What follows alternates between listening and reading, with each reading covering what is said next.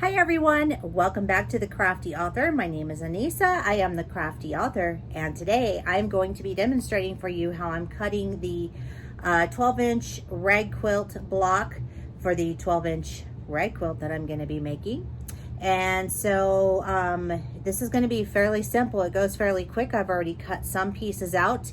It was awesome and easy, so I am loving this.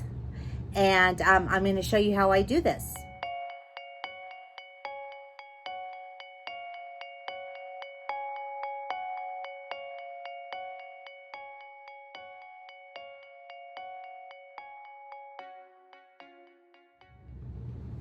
Okay, so first things first, what I did was I laid out my fabric.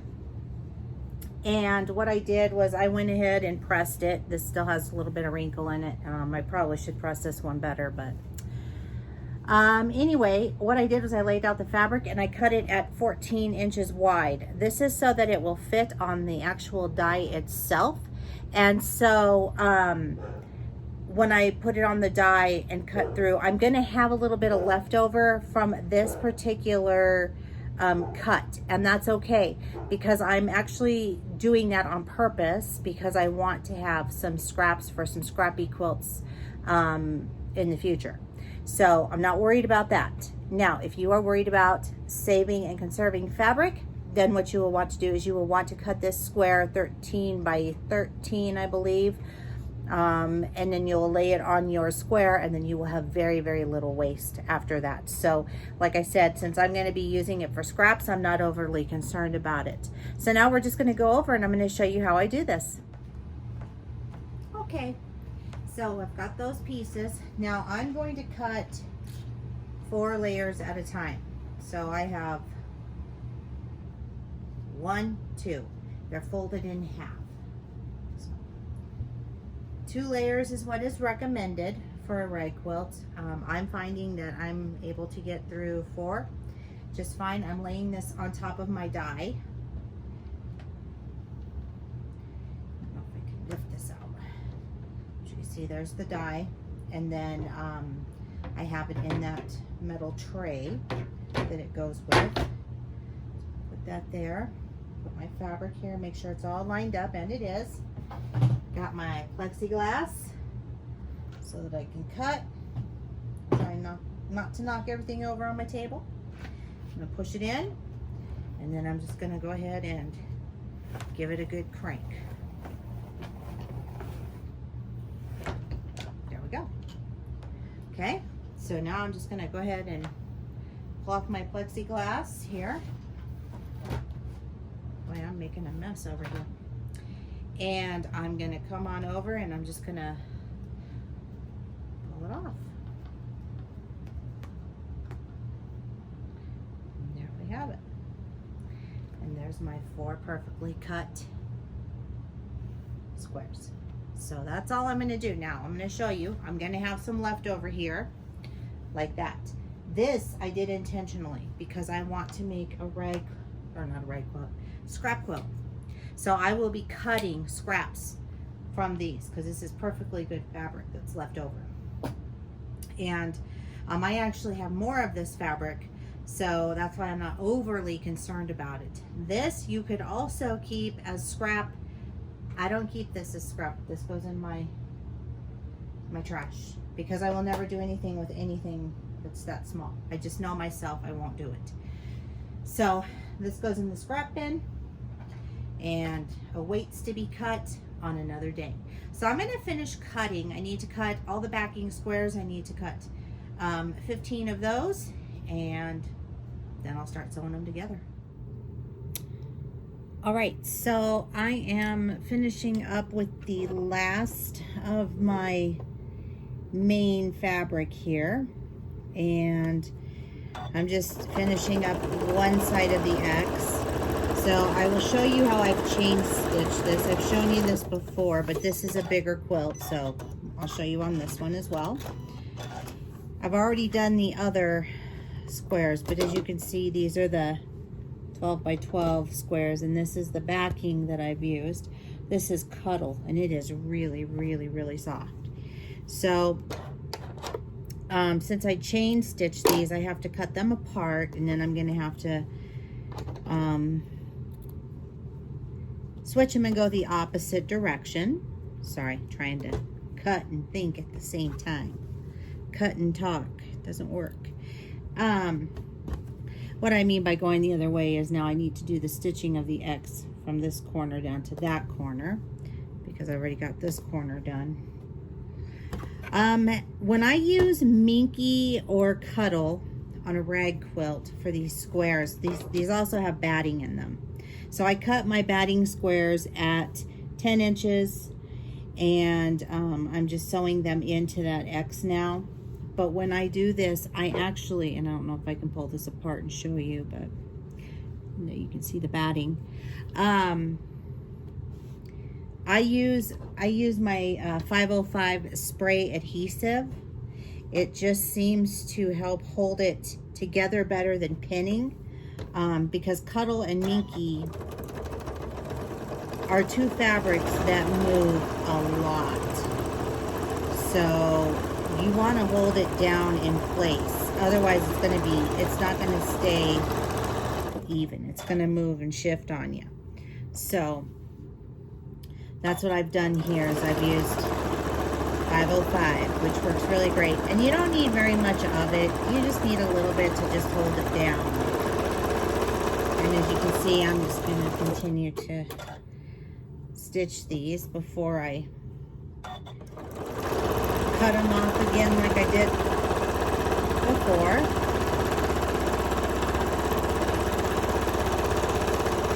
So I'm going to finish this, and then I will show you how we're going to attach this. All right, so I have all of these sewn together now. I've gone ahead and quilted them. I've got the X going here on the back, and you can see it going here on the front. And since this is directional fabric, I'm going to need to be very, very careful when placing it. So the first thing that I'm going to do is I'm going to take the two pieces that I'm going to be working with first, and I'm just going to set the others aside. And then I'm going to grab another piece that's going to be my center piece. So this is the fabric that I'm using for the center piece, and this is that backing fabric. You can see it's also minky. This blanket is going to be super, super soft, I'm telling you right now. So what I'm going to do is I am going to take my main fabric on this side, and then I'm going to take the piece that's going to go in the middle, and I am going to put these together, back sides together. So you should have your two front facing sides up. And I want to make sure that I'm not going to sew any fringes, because once you've cut this and you have it all fringed out, it's really easy to get some of those little fringes caught in the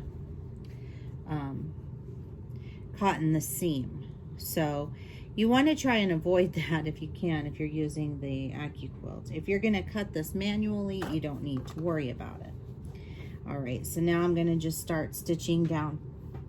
Then I've got my back sides together. And here we go. Oh. And I came unthreaded, which happens. Bummer. Always happens at the wrong time, you know? Okay. Let's try this again. I don't know. I'm not really lined up. That's probably a good thing that happened, because I'm not lined up. Now I'm lined up. All right. So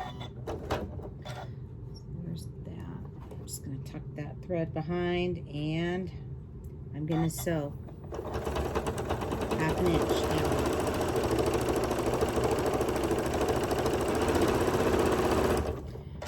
Now I let the foot be my guide, and I sew just below where those cuts are, in case you're wondering.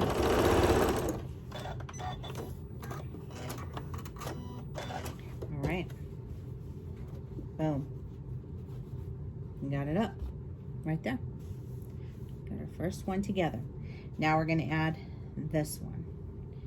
Same thing, wrong sides together.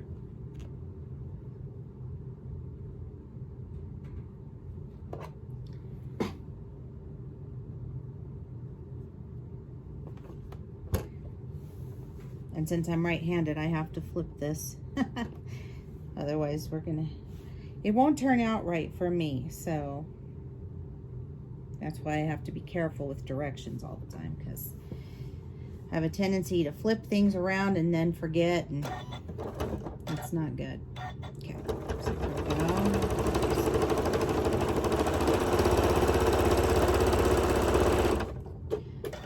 A good stitch down.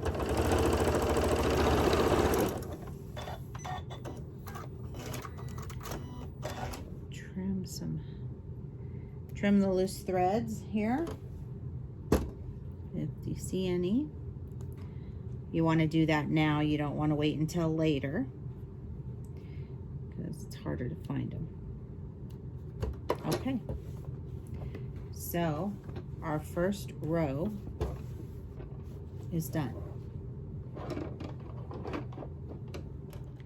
This is what we have. That's our first row. This is what the back looks like. Isn't that cute? Oh, and it's so snuggly. I love it. All right, so I'm gonna go and finish the rest of these rows, and then I'll show you how I attach them, and then we'll be finished. All right, so we're ready to attach the row. So now I'm going to make sure that I'm attaching correctly. So if I flip it this way, the whales are facing me, which is what I want. And the little whale print is also facing me this direction. So when you're attaching rows, it's just like when you're attaching the blocks. You are going to attach by putting your two back sides together, okay?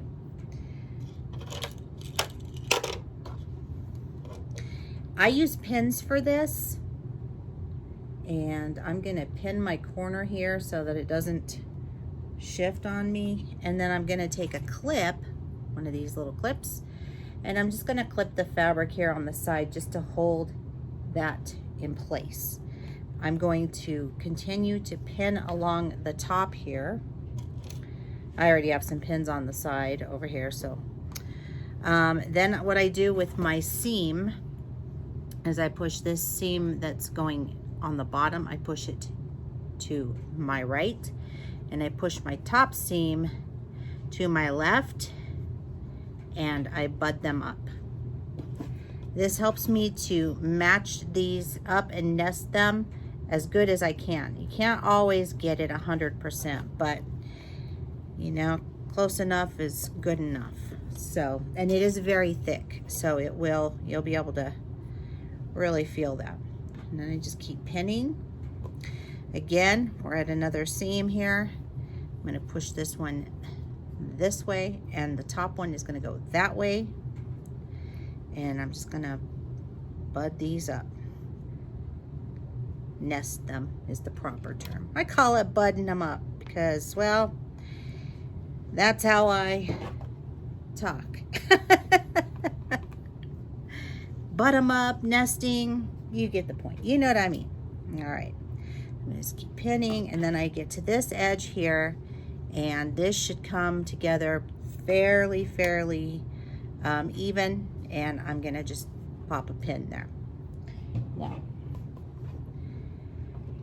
what we do next is we just sew this down. And I'm just going to put my foot down, and I'm just going to start stitching. Now you don't want to stitch over your pins, so you're going to pull those out as you go along, okay? So that's what I will do.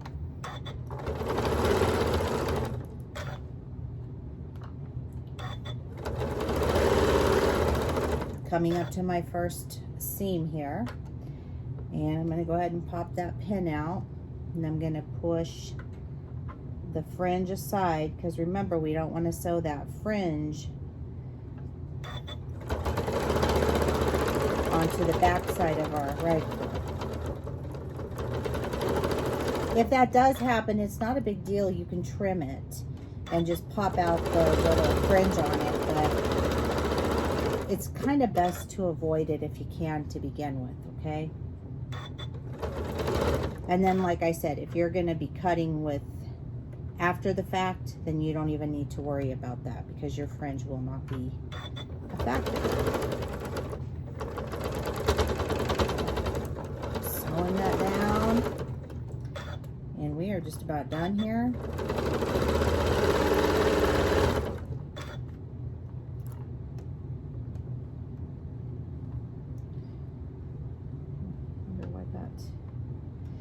Moved on me just a little bit, and I'm not sure why. Oh, it's probably bad. That's okay. All right, so that part is done. Now what I like to do to finish off the quilt, first I'm going to make sure that everything looks good. And yes, it does. It looks great. Okay.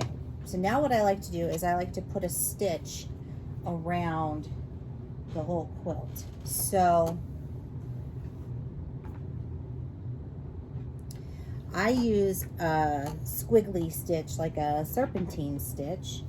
You can do a straight stitch and stitch along here just to keep the fringe where it's at. This is going to make sure that none of the seams come undone. So that's what I'm going to do. And like I said, I like to use this decorative stitch. I just think it makes it look so cute. And then I'm just gonna start sewing.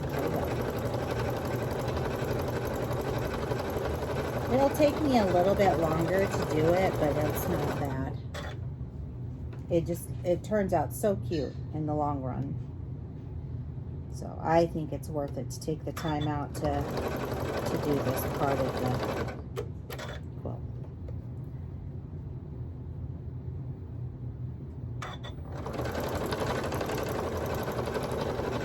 And you're just going to go all the way around your quilt.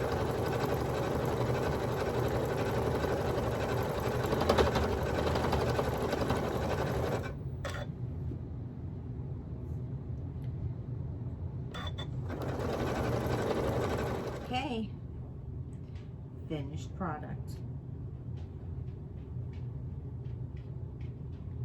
That's the front side. This is the back. Oh, I'm telling you, this is super, super, super soft. Oh my goodness, this cuddle is really, really, really soft. It has finished at, after sewing it, I haven't washed it yet, so it'll shrink a little bit even more yet. This one is a little bit longer instead of wider. It's about 34